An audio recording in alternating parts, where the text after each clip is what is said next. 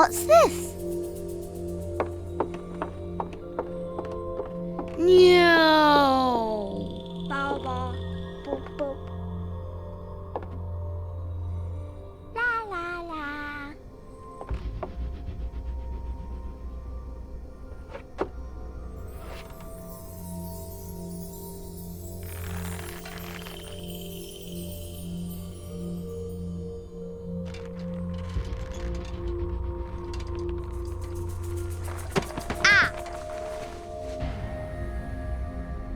Ooh.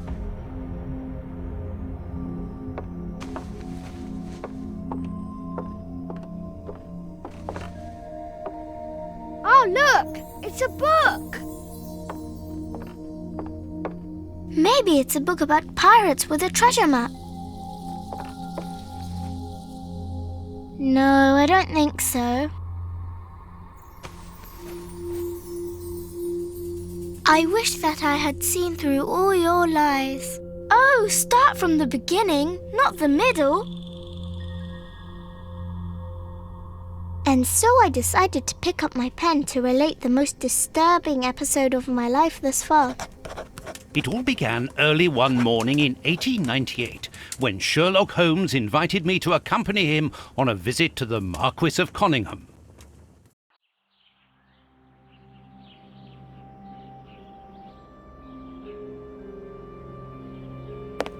Watson, my dear fellow, we can now go and inform the Marquis that we have found the Samoan necklace, and very much faster than Inspector Baines, too, which pleases me. Have you really solved the theft, Holmes? And so quickly? I have indeed, Watson, and believe me, it was completely unnecessary to spread out all over London, as our friend Baines thought was best. He likes to boast that his methods are equal to mine, but once again the outcome has contradicted him. After all these years of accompanying you upon your investigations, I thought that by now I should be reasonably capable of following your train of thought. But in this particular case, I must admit that I don't understand anything at all. Ah, you see, but you do not observe, Watson. There lies the difference. It is a matter of course. A matter of course? In the middle of the night, when everyone is fast asleep, the service bell within that room rings out and alerts the servants. They dress quickly and come running, but the door is locked and there is a strong smell of burning from within. A few seconds later, the master of the house himself, the robbed Marchioness's husband, the Marquis of Conyngham, arrives and unlocks the door using the sole key. A fire has started inside the room, but they have managed to arrive in time to put it out. It is at that moment that the Marquis realizes that the famous Samoan necklace, which had been safe within its glass cabinet only a few hours earlier, has now disappeared. In order to explain, let us confirm my theory before the arrival of Inspector Baines.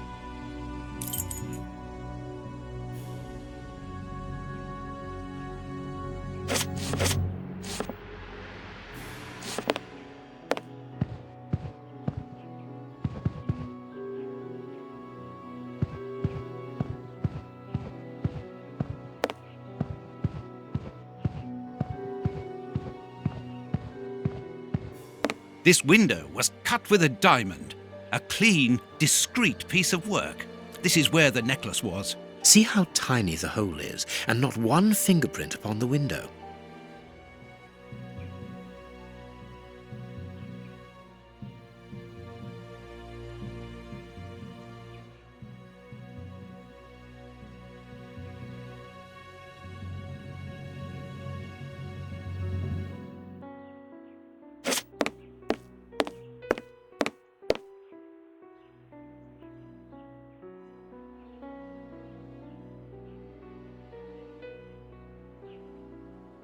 All the windows are locked. They've not been forced.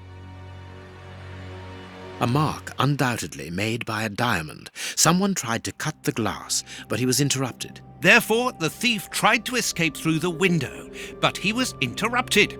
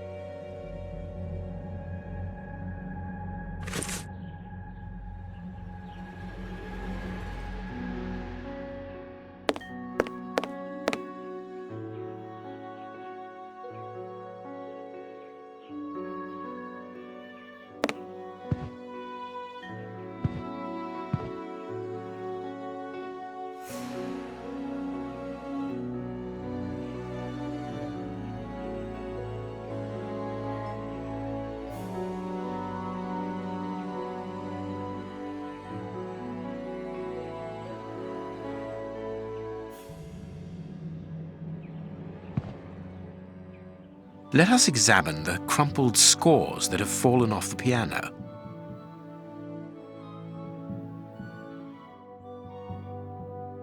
These sooty prints were left by a tiny hand. I don't understand why these music scores are covered with soot.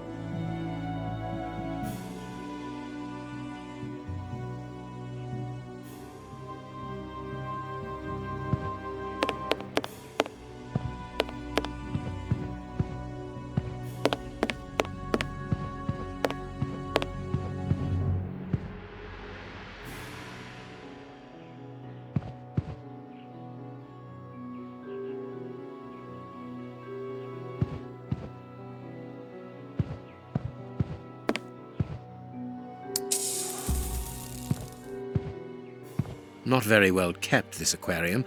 I can see a dead fish floating on the surface.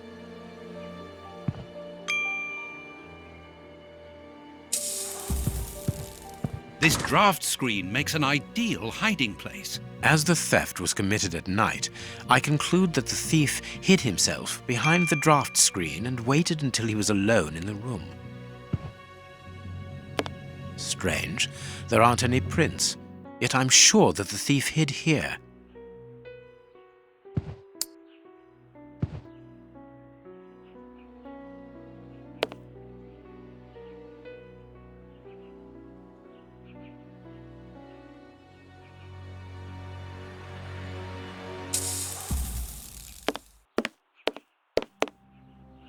What do you think, Holmes? Let us search the room before the police get here. We might throw some light onto all this. When the servants arrived at the door, having been alerted by the bell, they saw evidence of the theft and the fire, but they didn't see the thief. This door is very hard to force. The Marquis is the only person to have the key. The thief could not get out through here until eventually, when the door was opened by the servants.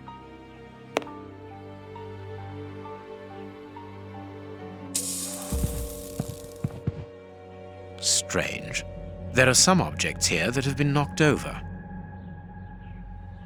The fire started here, just beneath the bell pull. Whoever pulled the cord would have had his feet in the fire, unless it was pulled before the fire started. Footprints. You are not going to get on your knees to examine them. There is no need. It is soot. The servants must have trodden in it while they were putting out the fire. The chest wasn't opened. The necklace wasn't in it.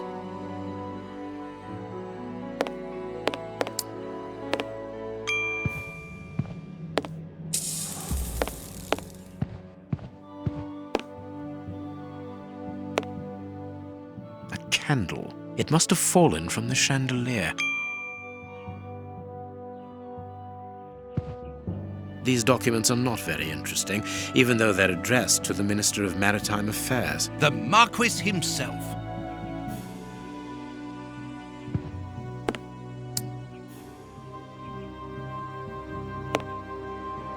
All the windows are locked.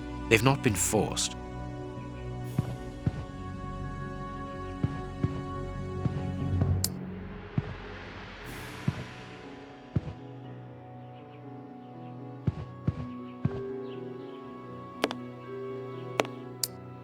What do you think, Holmes? Let us search the room before the police.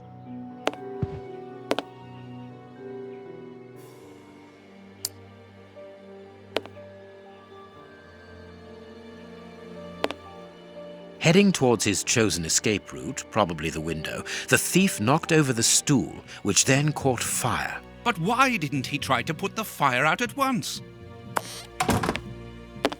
Ah, Mr. Holmes, you're already here. Good morning, Inspector. You've arrived just in time. Scotland Yard arrives like the cavalry, always in the nick of time. Ah, but I know that satisfied expression, Mr. Holmes. Have you already solved the case? It's possible. We have retraced the thief's rather unusual footsteps. He is a true acrobat. But what I cannot understand is that when the servants entered the room, there was no one to be seen. An acrobat, perhaps, but an invisible one?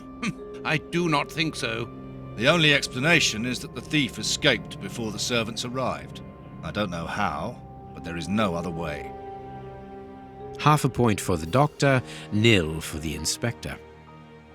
I am pleased to see that you find the situation amusing, Mr. Holmes. Very well then, explain. Dr. Watson was correct when he mentioned acrobatics, but he is mistaken about the nature of the acrobat. As for you, Baines, you're quite incorrect, as the thief was in the room when the servants entered. Explain, for heaven's sake, Mr. Holmes. Watson, how could a thief be missed in the middle of 8 men? I don't know. Because he is very small? Stop teasing us, Holmes. Exactly, because he is small and remarkably agile. You're thinking of a monkey? And a trained monkey at that, without a doubt, a Leontopithecus rosalia from Central America. The animal had been hidden inside the room for several hours, calmly awaiting the signal from his master. Once night had fallen and the room was empty, a high-frequency whistle alerted the monkey that it was time to begin the procedure for which he had been trained. The monkey emerged from his hiding place and used the point of a diamond to open the glass cabinet and steal the necklace. He headed across to the window by the chimney, but knocked over the stool, which in turn knocked aside the fire guard and started the fire. The frightened monkey jumped from the chimney by swinging from the bell pull, thus alerting the house servants. He then went to the window and began to use his diamond to cut a hole, but was interrupted by the staff trying to gain entry via the door, and he panicked again. He ran across the piano, scattering the music scores onto the floor, before hiding inside the chandelier, knocking over a candle. Finally, the servants and the Marquis entered the room, leaving the door open while they put out the fire. It was during the confusion that our agile little thief made his escape through the doorway. As simple as that. A brilliant explanation. Bravo, Holmes. And the necklace? I can see it from here, my friends. It's right in front of us. We have searched the room from top to bottom, Holmes. How were we unable to find it? Because we paid insufficient attention to the only victim of this affair. What victim? No one is dead? Yes, Watson, a poor goldfish whose destiny was to die, crushed by one of the most precious necklaces in England. The aquarium is just beneath the chandelier. I understand. The little monkey had likely hung the necklace around its neck and lost it when he leapt from the chandelier. The jewels fell into the aquarium, where they remain now.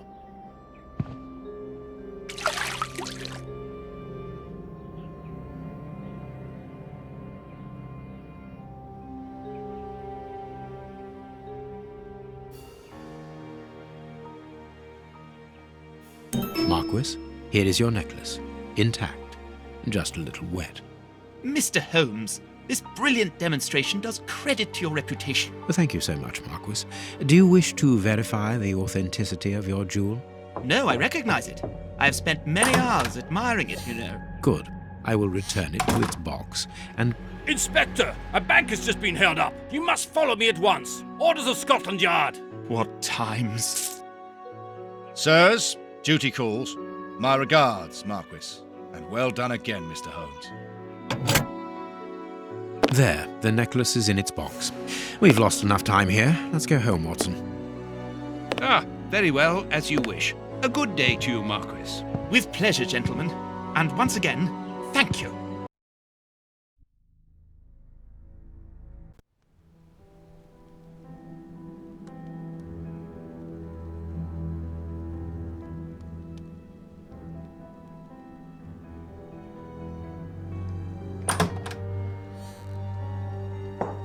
This morning's newspaper. Holmes, have you read this article about you? No, Watson, not yet, and I won't have time to. Read it before you leave. It's outrageous. If you insist.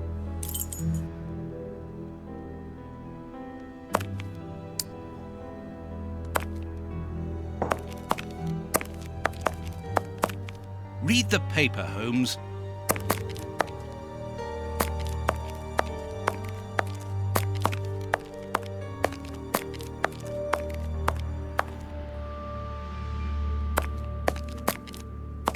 Read the paper.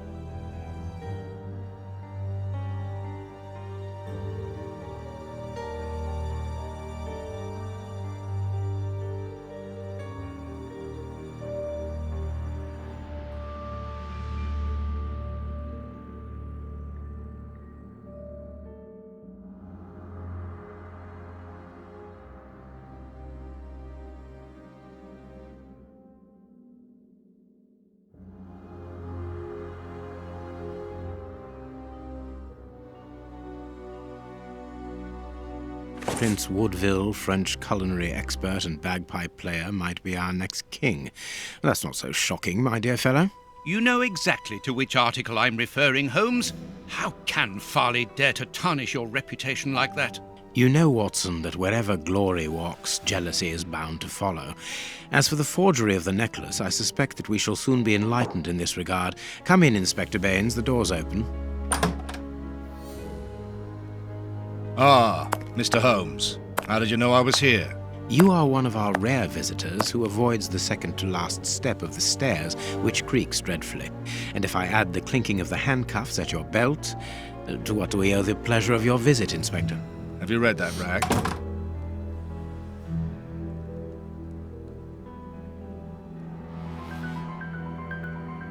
Inspector, can you explain this slander? Has the necklace of the Samoas really been replaced by a fake? I don't know how the reporter got hold of the information, but it's true. About the necklace, of course. I wouldn't permit myself to question the integrity and honesty of Mr. Holmes. The necklace is a forgery? Impossible! I saw the Marquis authenticated before my very eyes, before Holmes returned it to its place. Mr. Holmes, the Marquis believes Osmond Farley's theory.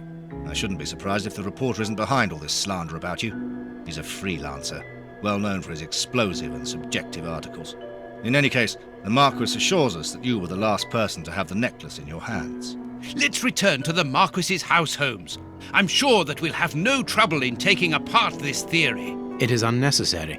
Such allegations collapse on their own, like one of Mrs. Hudson's soufflés. Let us leave the police to solve this problem and turn our attention to the matters in hand. Perhaps you are right, Holmes. Inspector, I assume that you have the fake necklace with you. It's why you're here. Your superiors would like me to examine it. Indeed. They would like you to confirm or deny putting this fake in the box. Can't that wait? I must go to the house of Lord Peregrine Maitland, the Bishop of Knightsbridge. And the Marchioness? She is beside herself. Without the necklace, her marriage is compromised.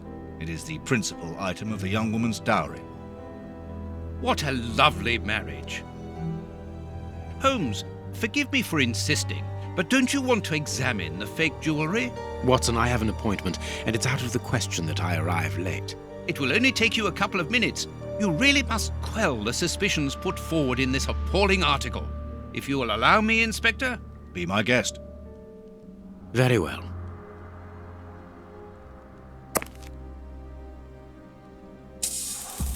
What should we do next, Holmes?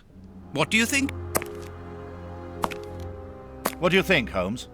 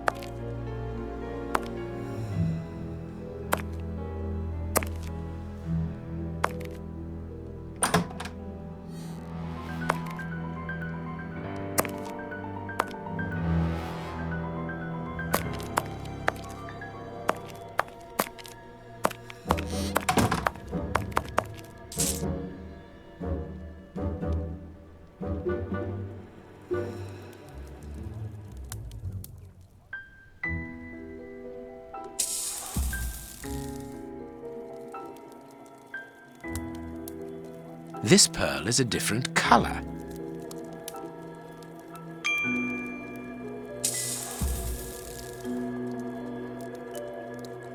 These 3 pearls are of poor quality.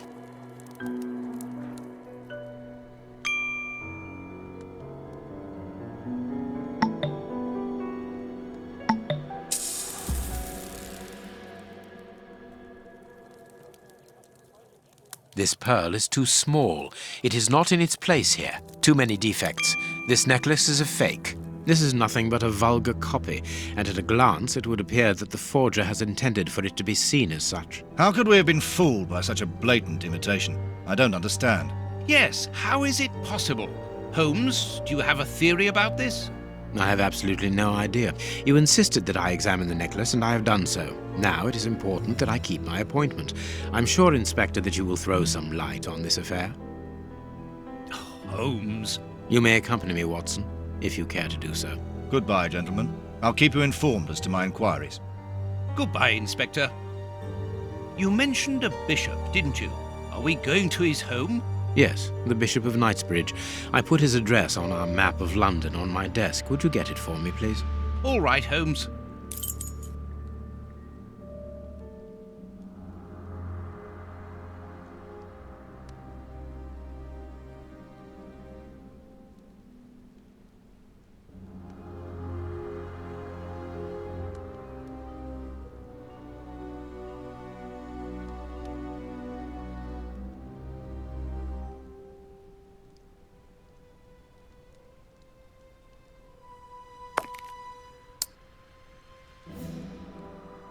Have you found my map of London?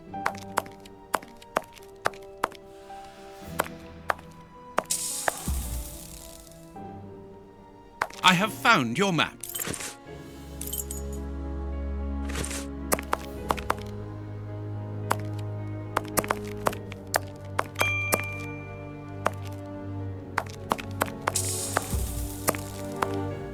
Holmes's homemade analyzer.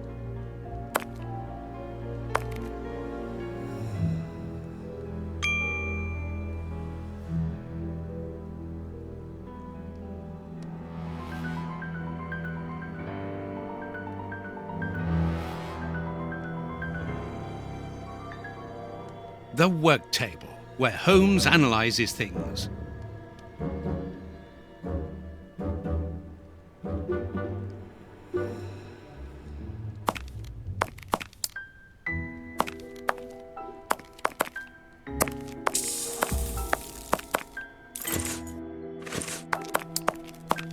Hospitals and dispensaries in London. General practitioner?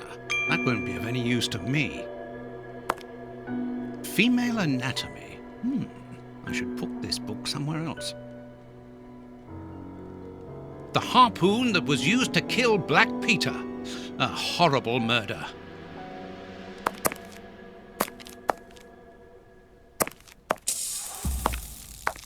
And this is how my dear friend and colleague treats his clients' letters.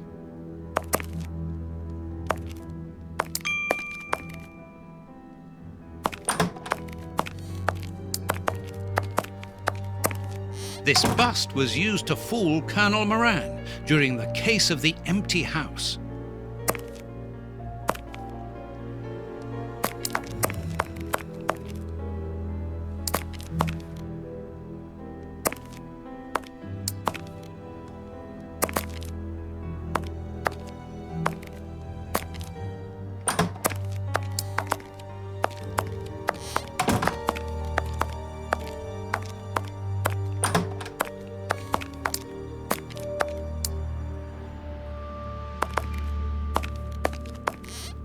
Here is where I write my stories about Holmes's cases, and I've got work to do.